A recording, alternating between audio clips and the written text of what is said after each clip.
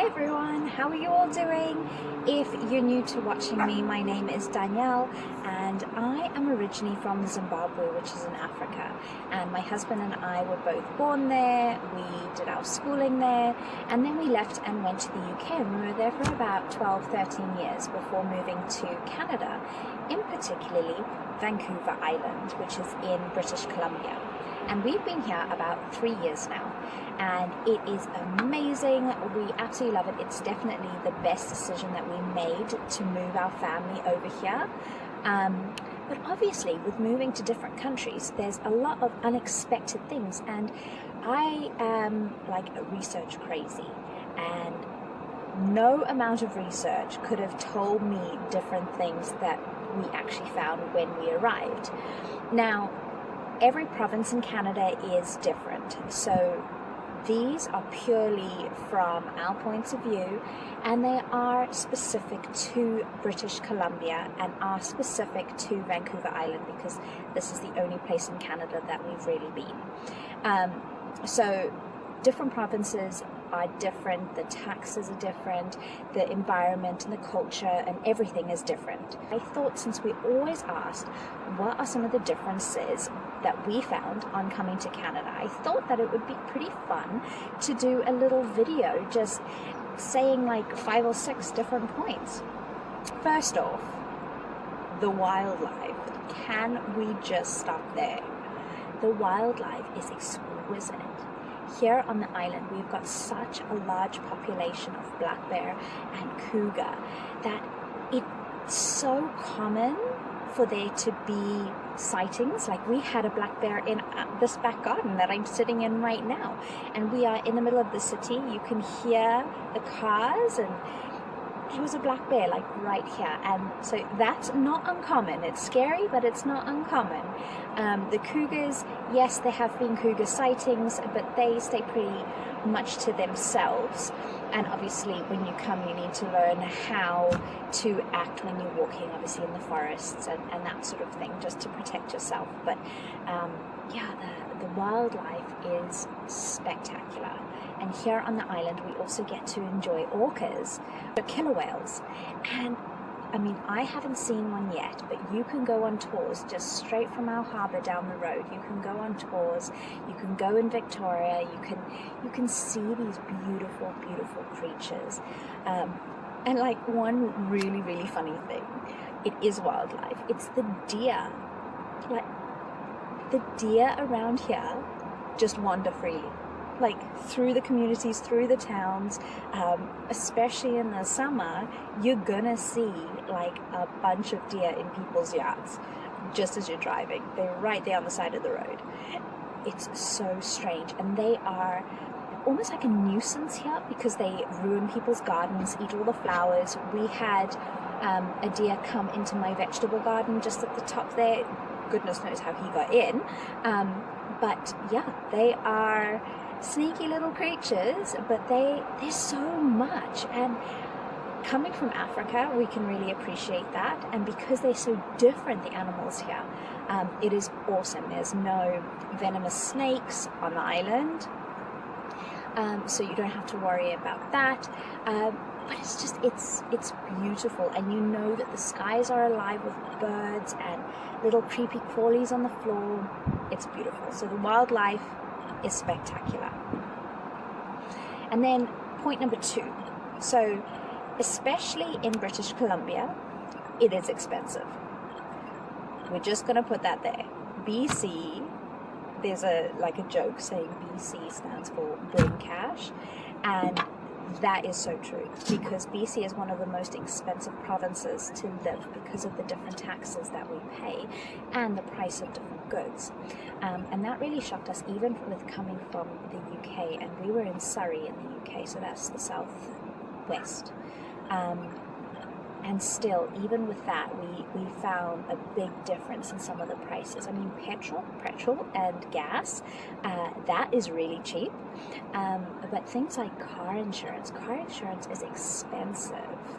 I mean, what we pay here, we could pay for a couple of years in the UK. So yeah, so you are thinking of going to British Columbia, just bear that in mind. Obviously, every place is different, and every place and country has its pros and cons, but we really pay for the lifestyle here, and I don't know, for us it's worth it. Other people might not think that, but for us it is worth it to live in such a beautiful place. I mean, Vancouver Island is known as the Hawaii of Canada, so it is absolutely gorgeous.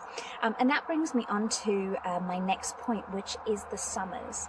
It's spring now and it's getting warmer, the sun is out, it's beautiful. But the summers here on Vancouver Island are unmatched, literally. You go swimming in all the lakes. We've got a lake at a walking distance away from us. We go swimming there, we go tubing, we go on the boat. My husband takes the kids fishing. He also goes hunting, and it is just beautiful. The summers here are unmatched, and people seem to be coming to the island for holidays, and we get to live here because there's beaches 10 minutes away, there's the mountains 10 minutes away, and it's spectacular. So the summers are unbeatable. So if you're ever wanting to come, even just on holiday, Vancouver Island is the place to come because there is so much, and especially if you're outdoorsy, this is the place to come. And now for my next point, I'm going to go on to, still on the money issue, but a little funny fact. So you go into the supermarket and you see, I don't know, like a pen, and you see the price.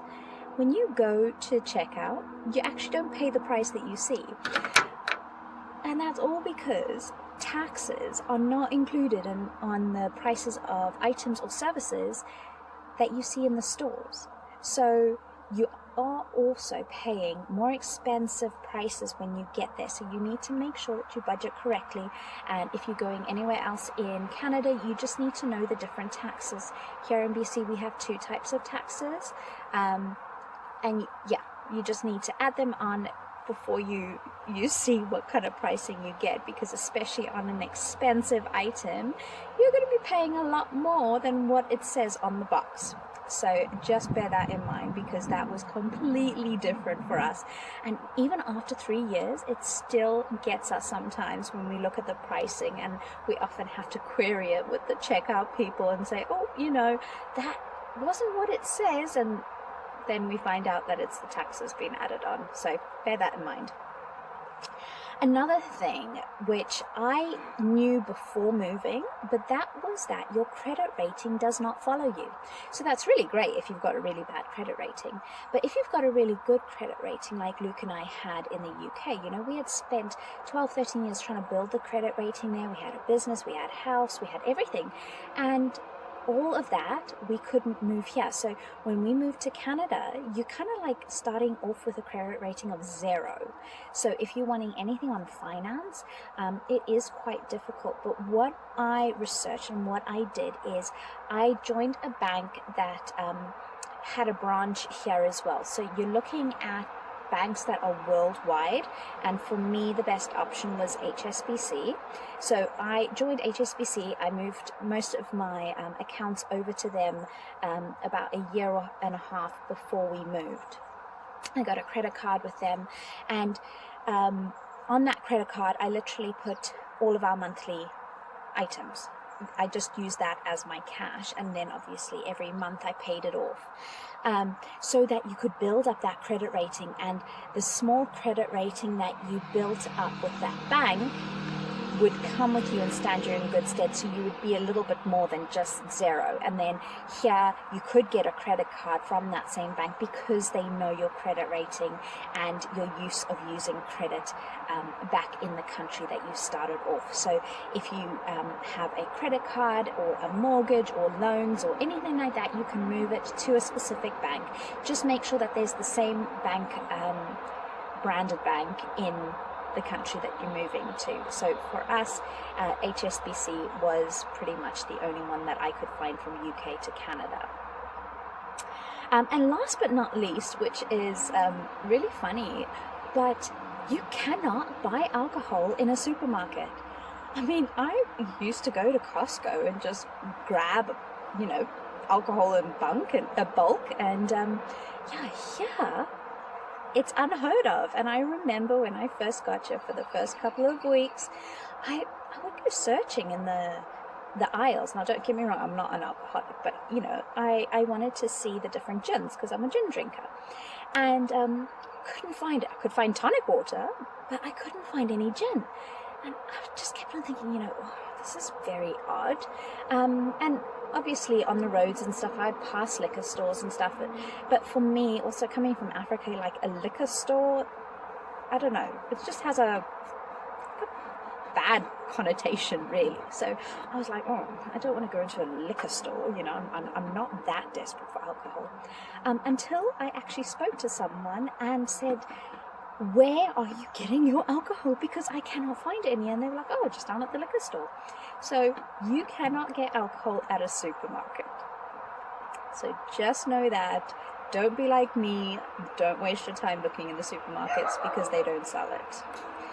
But yeah, that's about it. There is obviously so many other different differences that we found culturally, and things that we noticed, but these are just few fun facts really to get started. And if you are thinking of coming to Canada or Vancouver Island and would like some more information, or would like some opinions from people who have recently just immigrated, just let us know and I'll be happy to help you. Anyway, I hope you have a wonderful day wherever you are in the world. Take care and speak to you soon. Bye.